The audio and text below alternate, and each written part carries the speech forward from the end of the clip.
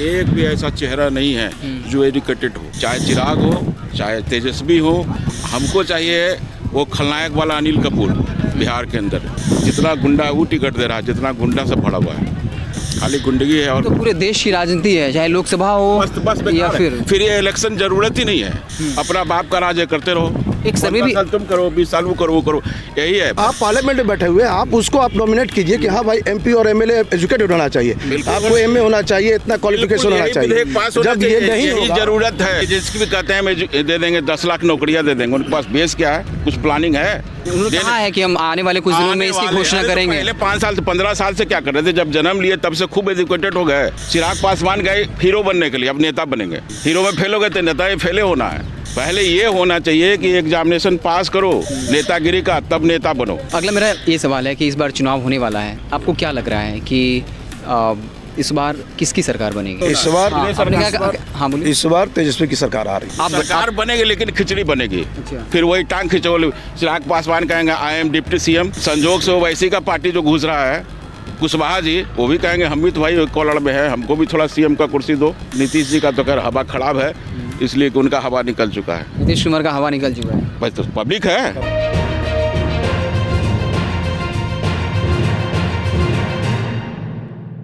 नमस्कार, मैं हिमांशु कुमार, आप देख रहे हैं वेब समाचार।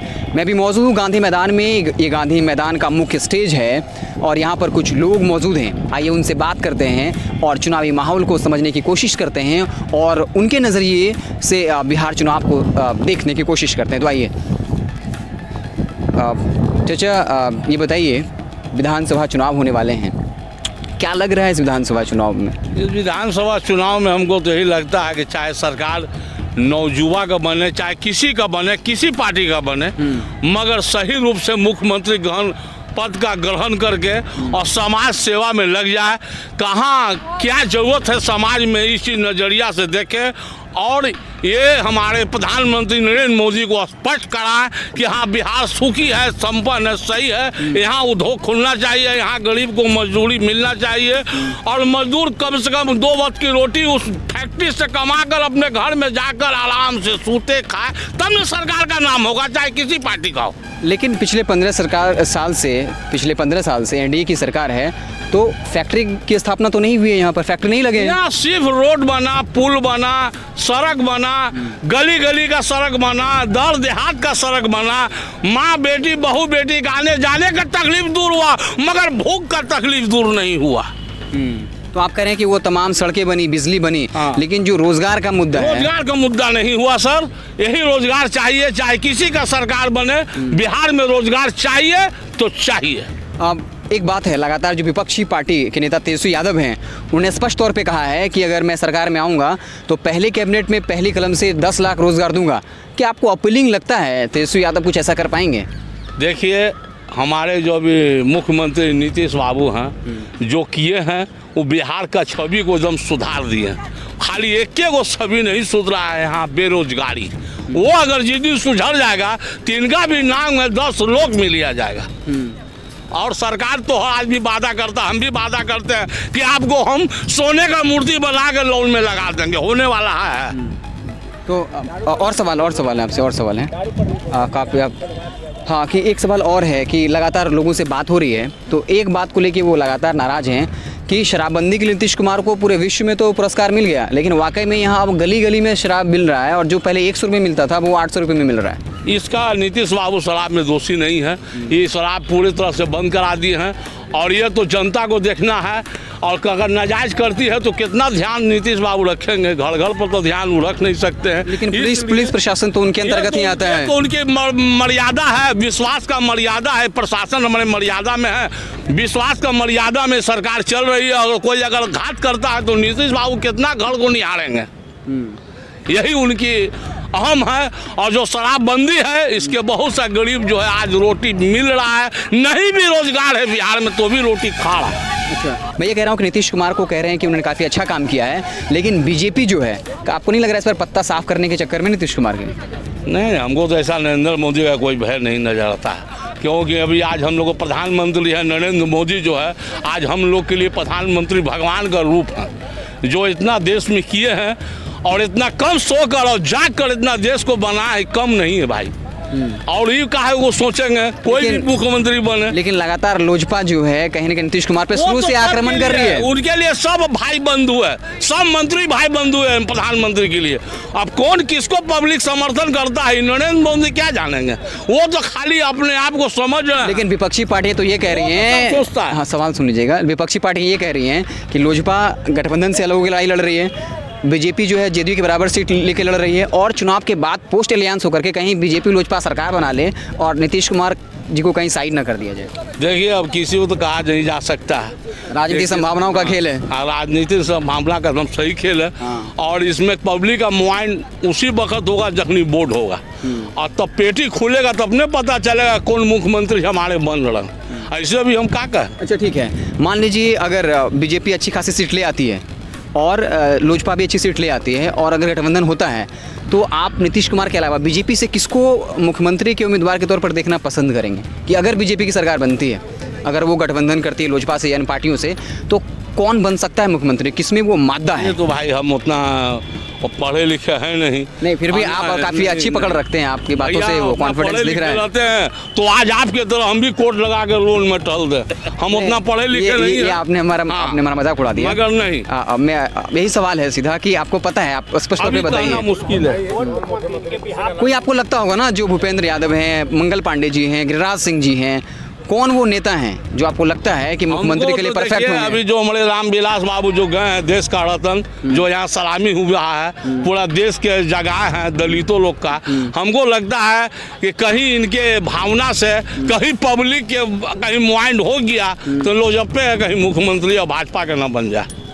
हाँ, वही तो भाजपा का बनेगा, तो आप कह रहे हैं कि चिराग पासवान बन सकते हैं। आप अब कौन बनेगा नहीं बनेगा, चाहे भाजपा का समर्थन करके कौन मुख्यमंत्री बनेगा ये बताना भगवान का काम है, मेरा काम नहीं है सर।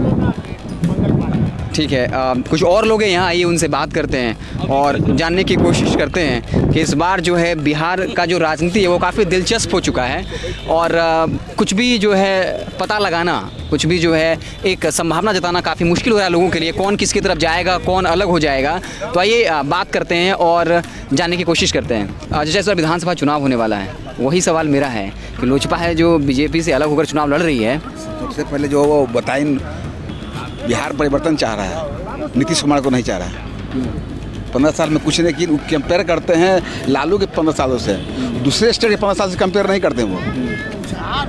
जैसे 15 जब ये गद्दी संभाल है, उस समय गुजरात कहाँ था और आज कहाँ है? तो स्कूल में चढ़ते किसी का कंपेयर किया जाता है, जो बच्चा फर्स्ट करा उससे कंपेयर किया जाता है, जो मन थर्ड करा उससे कंपेयर नहीं होता है। तो बड़े स्टेट से ना कंपेयर कीजिए कि मैंने 15 साल में क्या किया उसके बच्चे में, आप लालू से कंपेयर क्यों करते हैं? वो तो बार बार उनका पूरा प्रचार इसी पे टिका हुआ है। हाँ। पिछले 15 साल में जीडीपी इतना था, अब जीडीपी इतना हो गया। तो मैंने जो लड़का थर्ड डिवीजन पास करेगा उससे कंपेयर कीजिएगा, जो फर्स्ट से कंपेयर होगा। जो क्लास का बच्चा फर्स्ट उससे ना कंपेयर कीजिएगा। इसका मतलब कि आप कभी नहीं फर्स्ट किए हैं ना सेकंड में है, आप भी थर्ड ही में, उन्हीं की जगह पर आप भी हैं। तो अभी मैं युवाओं से बात कर रहा हूँ तो उनका यही कहना है, वो 15 साल के लालू राज से भी खफा हैं और नीतीश राज से भी खफा है। वो ये कह रहे हैं कि रोज़गार के मामले में कहीं ना कहीं सरकार फिसड्डी रही है, 47% बेरोजगारी हो गया है। तो आपको लग रहा है कि बेरोजगारी एक बहुत बड़ा मुद्दा बनने जा रहा है चुनाव में? उसी का जवाब तो दिए ना तेजस्वी जी, फर्स्ट कैबिनेट में 10 लाख करोड़ को दिया जाएगा। तो आपको लगता है कि यकीन होता है तेजस्वी यादव पर? होगा, जो नया वोटर लालू राज कहाँ देखा है, उसको तो ये भरम फैला रहे हैं कि आज तक दिखाया जा रहा है कि रावण जो था इतना क्रूर था, आज तक उसका पुतला जलाया जा रहा है, लोग को याद दिलाया जाता है कि रावण क्रूर था। उसी तरह लालू से था जो याद दिलाया जा रहा है। जो 20 साल का जो युवक है वो कौन जानता है कि लालू क्या किया, आप जानते हैं? जी ठीक है, एक और सवाल कि प्रधानमंत्री मोदी ने भी जो है 2 करोड़ नौकरी का वादा किया था, लेकिन नौकरियां मिली नहीं, काफ़ी छिन गई। तो फिर उसी तरीके से तेजस्वी यादव जब कह रहे हैं कि 10 लाख नौकरी देंगे, तो काफ़ी लोग युवा ये कह रहे हैं कि यकीन अब नेताओं पर नहीं होता, चाहे वो किसी भी पॉलिटिकल पार्टी का हो। मौका दीजिए उनको, मौका दिए ना, उसी भाषण पर मौका मिला ना उनको, काला धन लाएंगे, ये करेंगे, वो करेंगे, मौका मिला ना, इसको भी मौका दीजिए, नहीं कभी इनको भी पलटा जाएगा। आप कह रहे हैं कि मौका मिलना चाहिए, अगर काम नहीं किया तो फिर सरकार पलटा जाएगा। एक और अगला सवाल है, उसके बाजू में 10-5 साल में जा रहे हैं, अगर ये नहीं करते तो हम कहते 5 साल में पलट दीजिएगा इनको, नहीं 5 साल के लिए मौका दिया जाए। अच्छा, आप कह रहे हैं मौका दिया जाए। अगला सवाल ये है कि विरोधी पार्टियां लगातार ये सवाल उठाती हैं कि तेजस्वी यादव क्या काम करेंगे, वो तो नौवीं फेल हैं, उनको तो अनुभव, लगातार नीतीश कुमार अटैक कर रहे हैं कि वो अनुभव है ही नहीं। इस पर आपका क्या कमेंट है?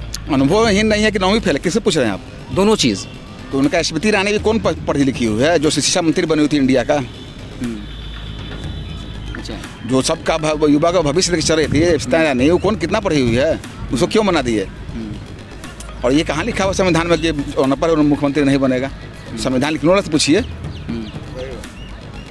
अच्छा, तो अगला सवाल आपसे ये है और कि अनुभव की बात हुआ तो वो तो राजनीतिक परिवार ने पैदा ही लिया है। इसका बाप बतारी भाई बहन सब कर रहा है राजनीतिक, उसी ने पैदा लिया वो। अगला सवाल ये है कि आपको लगता है कि तेज प्रताप यादव अपने बयानों से कहीं ना कहीं तेजस्वी यादव को असहज महसूस करवा देते हैं और विरोधी पार्टियों को मौका मिल जाता है और वो राजद पर अटैक करना शुरू कर देती है? मतलब तेज प्रताप यादव कभी कभार अपने बयानों से खुद राजद को या तेजस्वी यादव को असहज महसूस करा देते हैं, बुरा महसूस करवा देते हैं और कहीं ना कहीं विरोधी पार्टी को मौका मिल जाता है अटैक करने का। वो हर पार्टी में होता है। जैसे नरेंद्र मोदी कुछ बोलते हैं, गिरिराज सिंह कुछ बोलते हैं, दोनों का बयान तो मिलता नहीं है। उसी तरह हर जगह होता है। घर में हम दो भाई हैं तो नहीं होंगे, स्वभाव के नहीं होंगे, स्वाभाविक है।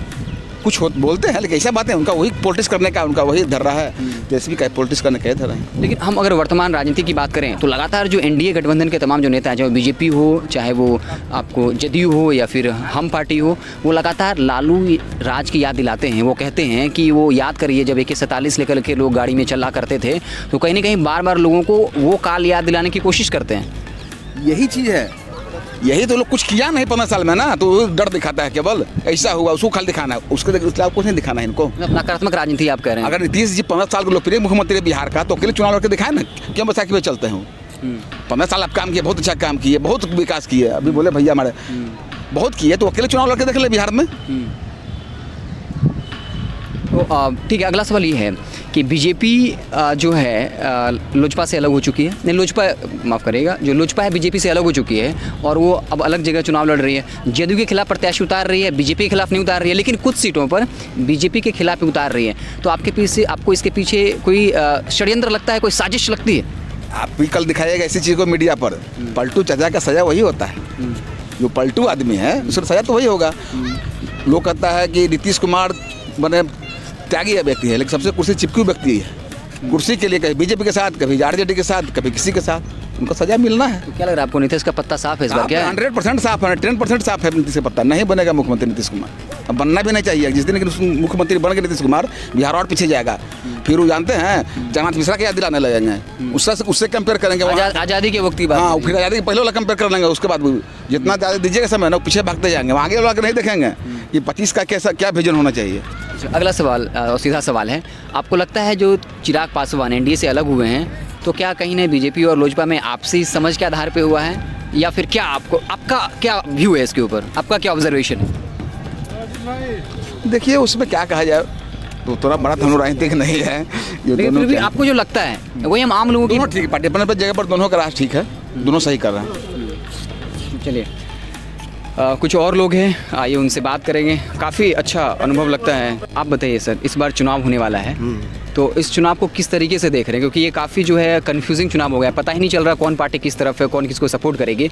तो आपको क्या इसका ऑब्जर्वेशन है? परिवर्तन का चुनाव है, इसमें परिवर्तन होना ही होना है। 15 साल एनडीए तो कह रही है कि हम 200 से ज़्यादा सीटें ला रहे हैं, कहना और एक ज़मीन पटल पे जो लोगों का सर्वे, दोनों फर्क है। हम कहते हैं कि हम प्रधानमंत्री बन जाएंगे, लोगों का ओपिनियन ही सब आदमी को ये एग्जिट पोल दिखाता है कि हाँ मतलब नेक्स्ट सीएम कौन बनेगा। बिल्कुल बिल्कुल, उस पर डिपेंड करता है। तो आपको क्या लगता है कि इस बार कौन से वो मुद्दा है जो हावी होने वाला है चुनाव में? सबसे पहले तो एम्प्लॉयमेंट, उसके बाद एजुकेशन, और अच्छा एजुकेशन को लेके बात करते हैं। क्या लगता है आपको, बिहार 15 साल में लगातार नीतीश कुमार कह रहे हैं कि हमने काफ़ी विकास किया है, बार बार वो जंगल राज की याद दिलाते हैं, कहते हैं कि हमने शिक्षा के लिए काफ़ी अच्छा काम किया है, तो क्या स्थिति है शिक्षा की बिहार में? आज वही 15 साल का जो लालू यादव के टाइम का जो बीपीएससी के थ्रू जो एजुकेशन शिक्षक का अपॉइंटमेंट हुआ, उसी शिक्षक के थ्रू आज तक इस विद्यालय चल रही है। नीतीश जी ने जब 15 साल के बाद जब इन किया बिहार में, तो लोगों को बस एक लॉलीपॉप के रूप में मतलब सबको एम्प्लॉयमेंट दे दिया, 5,000 7,000 5,000 7,000 सबको एक स्टाइपेंड के रूप में दे दिया, लेकिन उसको भी कॉन्ट्रैक्ट में रखा। कॉन्ट्रैक्ट की बात कर रहे हैं? उसको भी, हाँ उसको भी कॉन्ट्रैक्ट में रखा कि मैं भी चांस से तुमको निकाल भी सकते हैं। तो ऐसा एम्प्लॉयमेंट किसी के भविष्य को, फ्यूचर को डार्क में रखना, इस खासकर किसी भी मुख्यमंत्री के लिए बेस्ट नहीं है। ठीक है, हम एक सीधा सवाल है मेरा कि लगातार अभी जो राजनीति हो रही है, नीतीश कुमार, लालू यादव, रामविलास पासवान जो अभी दुनिया में नहीं रहे, आपको लगता है कि नया नेतृत्व आना चाहिए वो किसी भी पॉलिटिकल पार्टी का? हाँ, नया नेतृत्व आना ही चाहिए। वो कौन कौन से चेहरे हैं जो आपको लगता है? आपको फर्स्ट है तेजस्वी है, सेकेंड है चिराग पासवान, और 2-3 चेहरे जो आपको लगता है? एक पुष्पम प्रिय प्लूरल्स पार्टी की हैं, अभी वो सब अभी लीडिंग पार्टी में नहीं है। नहीं, लेकिन लगता है कि ऐसे नेतृत्व को आना चाहिए। मेरा सवाल ये हाँ, नयुवक को आना चाहिए, नयुवक को एकदम आना चाहिए राजनीति में। हाँ, एकदम जितने बूढ़े लोग हैं सबको धीरे धीरे ड्रॉप करना चाहिए। हाँ, बिहार में हमारा एक भी ऐसा चेहरा नहीं है जो एजुकेटेड हो, चाहे चिराग हो, चाहे तेजस्वी हो। हमको चाहिए वो खलनायक वाला अनिल कपूर बिहार के अंदर, तभी ये बिहार सुधरेगा, और नहीं तो ये सब सवाल जाल है, जितना है सब बेकार है। अभी तक कोई भी पॉलिटिशियन, एक भी नेता ऐसा नहीं है बिहार में जो पढ़ा लिखा हो और समझदारी से काम लेता हो। जितना गुंडा वो टिकट दे रहा है, जितना गुंडा सब भरा हुआ है, खाली गुंडगी है। और तो पूरे देश की राजनीति है, चाहे लोकसभा हो बस या फिर ये इलेक्शन जरूरत ही नहीं है। अपना बाप का राज करते रहो, एक सर्वे भी, तुम करो, 20 साल वो करो, वो करो, यही है बस। और एक सर्वे भी आया था अखबार में, राष्ट्रीय अखबार में, कि जो असामाजिक तत्व होते हैं, बाहुबली होते हैं, जीतने का चांस उनका 15% होता है, और जो सिंपल लोग हैं, मतलब पढ़े लिखे लोग हैं, उनका 5% जीतने की संभावना होती है। है भी नहीं, कोई जाना ही नहीं चाहता, पढ़ा लिखा तो उसमें आना ही नहीं चाहता। एजुकेटेड पर्सन है, एक मिनट, जो भी भाई साहब हैं लोग, आप इतने पढ़े लिखे हो, आप एजुकेटेड हो, क्यों नहीं ट्राई करते हो? वहाँ जाने की क्यों नहीं कोशिश करते हो? वहाँ तो नहीं, सबसे पहले अपना फुलफिल करेंगे ना। पहले तो आपका नेसेसरी एजुकेशन मान रहे हैं ना, पॉलिटिकल साइंस पढ़ाना चाहिए। पहले पॉलिटिक्स पढ़ाओ, कानून पढ़ाओ देश में, तभी कुछ होने वाला है। ये सब बेकार की बातें हैं। पढ़ने वाले विद्यार्थी कितना है? जो पढ़ने वाला इंजीनियर बनता है, यहाँ कुछ नहीं है। अलग कंट्री में, अलग स्टेट में है, यहाँ नहीं है। क्यों है? तो पार्लियामेंट यहाँ भी वही है। ऐसा विधेयक पास करे कि जो भी MP MLA हो उसके लिए क्राइटेरिया बना दे एजुकेशन का, तो उस क्राइटेरिया को बनाया क्यों नहीं? जब संविधान में नहीं लिखा हुआ तो हम कैसे कहते हैं क्यों एजुकेटेड चाहिए हमको? मैं जब ग्राउंड पे घूम रहा हूँ, आप पार्लियामेंट में बैठे हुए, आप उसको आप नॉमिनेट कीजिए कि हाँ भाई MP और MLA एजुकेटेड होना चाहिए, आपको MA होना चाहिए, इतना क्वालिफिकेशन होना चाहिए। जब ये नहीं होगा, जरूरत है। आप भी पढ़े लिखे हैं ना, आप पढ़े लिखे हैं ना, आपको बोलने का सलीका है ना, आप ढंग सीखे हुए हैं ना, तभी तो ये इंटरव्यू ले रहे हैं। तो इसकी जरूरत है। आप जैसे लोग ट्राई करिए। जो मीडिया इतना बताता है कि हम बहुत काबिल हैं, तो आप आइए ना। एक मीडिया वाला क्यों नहीं आता? रजत शर्मा क्यों नहीं आता है? अरविंद गोस्वामी, ये सब क्यों नहीं आता है? आप लोग क्यों नहीं ट्राई? किसी की अपनी भूमिका है और हर किसी का अपना महत्व है। नहीं, आप पॉलिटिक्स से लेकर भूमिका घुमा रहे हो, तो उनको पीछे करो ना। आप आगे आ जाओ। अरे आप आगे आ जाओ। जो युवा इंटरेस्टेड हैं उनको राजनीति में जाना चाहिए, ये कहने का मतलब। एकदम आज पढ़े लिखे जो टाई वाले हैं ना, उनकी जरूरत है। पढ़ा लिखा तो कहा है केजरीवाल भी, लेकिन उसी नाले में सड़ गया। दिल्ली में सरकार बनाया, केजरीवाल पढ़ा लिखा IAS था, वो भी आ गया। आज के डेट में जितने IAS है सब नेता ही बनना चाहते हैं। क्यों? एक बार पीछे पीछे लगे तो उनको भी लगता है कि हमको भी सलामी ठोकने वाला हो। ये नहीं होना चाहिए। पहले यहाँ से बनो, नेता यहाँ से बनो। लेकिन आपको नहीं लगता कि कुछ नेता अच्छा काम कर रहे हैं, लेकिन जातीय समीकरण बिहार में, बिहार क्या पूरे हिंदुस्तान में, हिंदुस्तान के अंदर ये जातीय समीकरण जब तक खत्म नहीं होगा तब तक कुछ सुधार नहीं होगा। हम सब एक हैं तो एक बनो, तब होगा। छोटा बड़ा क्या होता है? लगता है कि जातीय समीकरण जो बिहार को वो पीछे धकेल रहा है। पूरे हिंदुस्तान के अंदर है, कहाँ नहीं है? पूरे हिंदुस्तान में। इसी का दुर्भाग्य है। ये सारी चीजों को खत्म होनी चाहिए। दुर्भाग्य है। लोग इसी पर रोटी सेकते हैं और इलेक्शन लड़ते हैं, और उसका कोई मुद्दा नहीं। गंदगी इतनी है ना, divide and rule. Divide and rule. पहले लोग जाति के नाम पे या धर्म के नाम पे। पहले अंग्रेज शासन किया, अंग्रेज शासन किया डिवाइड एंड रूल से। अब लोग शासन कर रहे हैं डाइवर्ट एंड रूल। यही है, डिवाइड डाइवर्ट एंड रूल। ये डाइवर्ट एंड रूल हो रहा है। पहले डिवाइड एंड रूल था अंग्रेज के शासन में, अब डाइवर्ट एंड रूल है। अब डाइवर्ट एंड रूल है। मुद्दा से भटकाओ लोगों को। बस मुद्दा कुछ है ही नहीं। बस मुद्दा से भटकाओ। नहीं, तेजस्वी भी कहते हैं दे देंगे 10 लाख नौकरियां दे देंगे। उनके पास बेस क्या है? कुछ प्लानिंग है? कुछ है उनके पास? उन्होंने कहा है कि हम आने वाले कुछ दिनों में इसकी घोषणा करेंगे। पहले 5 साल से 15 साल से क्या कर रहे थे? जब जन्म लिए तब से खूब एजुकेटेड हो गए। चिराग पासवान गए हीरो बनने के लिए, अब नेता बनेंगे। हीरो में फेल हो गए तो नेता ही फेले होना है।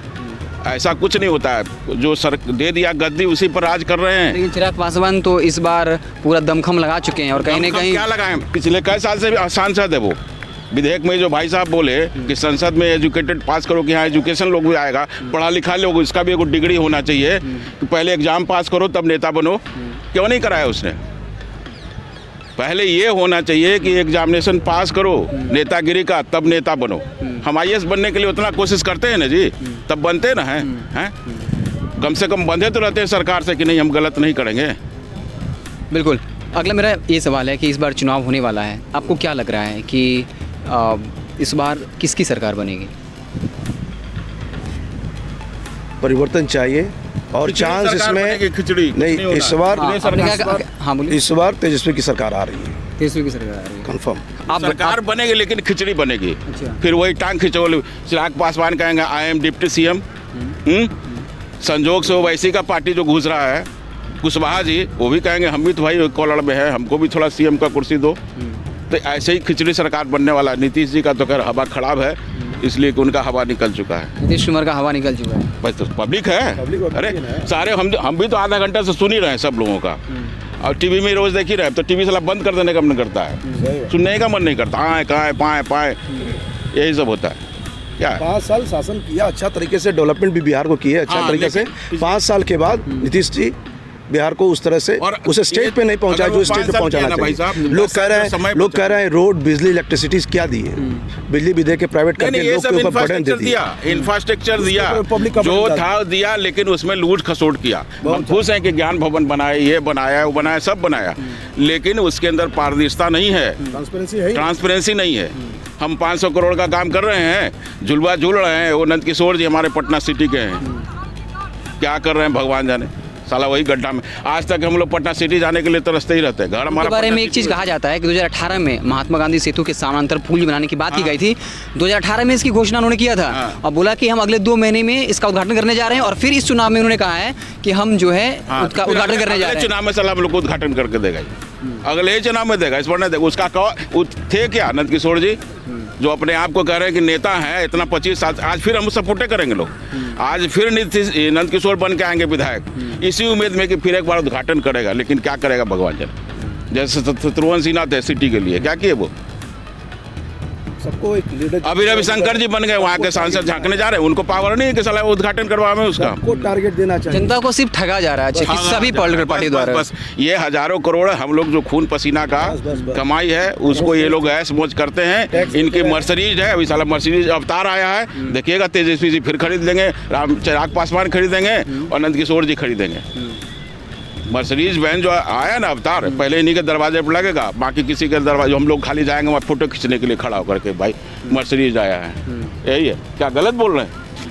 सही है कि नहीं? इसलिए सबसे जरूरी आप अगर हो तो ये कहो कि एक आपने कहा ना विधेयक पास करो कि जो IAS की तैयारी होती है वो पॉलिटिशियन की तैयारी करो, उसके बाद पढ़ लिख के आओ, तब हो, उसका क्वालिफिकेशन तभी सुधार होगा। जब तक कि ऐसे भावनाओं में ठगने से नहीं होगा। पॉलिटिकल सिस्टम में एजुकेशन नहीं हिलेगा तो पॉलिटिकल इसी तरह करप्ट रहेगा। ऐसे ही लोग आते हैं। इसी तरह बाहुबली लोग आते रहेंगे और पॉलिटिक्स चलते रहेगा, हम लोग और क्रश उनका होते कुछ नहीं, रहेंगे, उनका हम लोग कोई क्रश विजन ही होते नहीं। रहेंगे। एक सवाल और है, उनका अपना विजन है, इसका लूट के मकान बना लो, उसका बना के सेंटर बना लो, उनका मॉल बना लो, यही है और कुछ नहीं। एक और सवाल है कि जो तमाम पॉलिटिकल पार्टियां, चाहे वो कोई भी पॉलिटिकल पार्टी रहे, हर कोई ये कह रहा है कि फलां पार्टी अपराधी को टिकट दे रहा है, लेकिन हर कोई जो है अपराधी को टिकट दे रहा ये है। तो दिख रहा है ना, हम लोग तो देख रहे हैं ना, कहीं मजबूरी है। अरे ऐसा इलेक्शन होता है, कहा भैया देवा ना वोटवा, ऐसे अकड़ के बोलता है कि डर से देवे पड़ता है कि साल न देंगे तो बिहान क्या करेगा। वो कांट उसके पास रहता है कि इस लिस्ट में नहीं दी ने वोट। पता नहीं कैसे वो लोग पता कर लेता है कि हमारा ये वोट नहीं दी ने। इलेक्शन के बाद ऐसा टेढ़ा होकर चलता है, ऐसा बदतमीज की तरह बतियाता है, वोटवा देला हमरा ल, ये स्थिति है। तो वैसे में आदमी क्या जाएगा? हम लोग तो वोटे देने नहीं जाते हैं, ना तोको ना मोको, चूल्हा में झोंको। क्या गलत बोल रहे हैं? तो आपको लगता है कि आम लोगों में एकता नहीं है? कितना वोट दे देंगे, चूल्हे में झोंकाएंगे। पब्लिक के लिए राइट टू वोट है। वोट की इसका स्वतंत्रता दुरुपयोग होता है। वोट की स्वतंत्रता पब्लिक के लिए है और पब्लिक का ही फेस्टिवल है। उसके बाद भी लोग एक तरह से दबदबा बना चुके हैं इस वोटिंग सिस्टम को, सिस्टम में और दबदबा सिस्टम बना दिया। में लोग प्रेस होके बस कन्वर्ट कर। क्या कर सकता है? इसलिए सिस्टम को चेंज करना चाहिए और नए रिफॉर्म से एजुकेशन को इन पॉलिटिक्स में लाना चाहिए, तब पॉलिटिक्स का रूप चेंज होगा। आप लोग भी इसी सब चीज़ को बढ़ावा दीजिए, तभी होगा। ऐसा नहीं होने वाला है। ये जगह जगह कोचिंग इंस्टीट्यूट, मेडिकल इंजीनियरिंग, एक मेडिकल इंजीनियरिंग की तैयारी कराएंगे, ST कराएंगे। पॉलिटिकल कहाँ है उसमें? एक भी सब्जेक्ट डालो ना। बड़ा महत्वपूर्ण सवाल है। राजनीति है, राजनीति सार से हम लोग पढ़े अंकल। लेकिन उस पर कोई ध्यान ही नहीं। आज क्राइम होता है, उनको पता ही नहीं कि कानून का धारा क्या है। उनको अगर ये पढ़ाया जाए बचपन से ही कि मर्डर करोगे 302, ये करोगे तो 307, रेप करोगे तो फांसी, एक महत्वपूर्ण सवाल, तो सवाल ही नहीं उठता है। एक सवाल सुन लीजिए। एजुकेशन के नाम पर ड्रामा नहीं होना चाहिए। बिल्कुल, एजुकेशन बिल्कुल, को जमीन पर लाओ। एक और सवाल, हम जब लोगों से बात कर रहे हैं, काफ़ी युवाओं से, जगह जगह बना दिए हॉस्टल, लेकिन विद्यार्थी कहाँ? एक सवाल सुन लीजिए, बड़ा महत्वपूर्ण सवाल है। जब मैं युवाओं से बात करता हूँ और बोलता हूँ कि आप कुछ बताइए, तो वो इस तरीके से कटते हैं जैसे कहते हैं कि नहीं मुझे राजनीति में इंटरेस्ट नहीं है। ऐसे लोग हैं जान के और गंदगी देख रहा है ना, वो देख रहा है, इंटरेस्ट क्या रखेंगे, इतनी गंदगी है। हर कोई अगर पढ़ा लिखा है, एक मोदी जी जैसा आदमी आया हिंदुस्तान के अंदर, आज वरदान है नरेंद्र मोदी, इस देश को कुछ कुछ अमन शांति मिला हुआ है, लेकिन उस व्यक्ति को भी पीछे रखा गया। वो भी पॉलिटिक्स में पढ़ करके अपने आप को, जो उनका क्वालिटी है वो दब जा रहा है। लेकिन वो भी जब आए थे 2014 में तो उन्होंने कहा था कि हम एक भी दागी टिकट को जो है नहीं देंगे, लेकिन फिर वही स्थिति भी उनके हाथ में तो सकता है ना, वो चाहे तो ये विधेयक ला सकते हैं। आज जो हमारे पढ़े लिखे जितने भी नए नौजवान हैं, उनके जो एजुकेटेड हैं, जो अच्छे फैमिली से हैं, वो इसलिए राजनीति में नहीं जाना चाहते हैं कि पता नहीं क्या वहाँ उस जमीन पे जाने के बाद कीचड़ ही लग जाना है। इसलिए वो नहीं चाहते हैं कि कीचड़ लगे, हम जहाँ हैं वहीं खुश रहें। यही कारण है। तो मोदी जी को भी चाहिए कि इस पर गौर से ध्यान दें। तो इस तरीके से हम मौजूद थे, गांधी मैदान का ये मुख्य स्टेडियम है।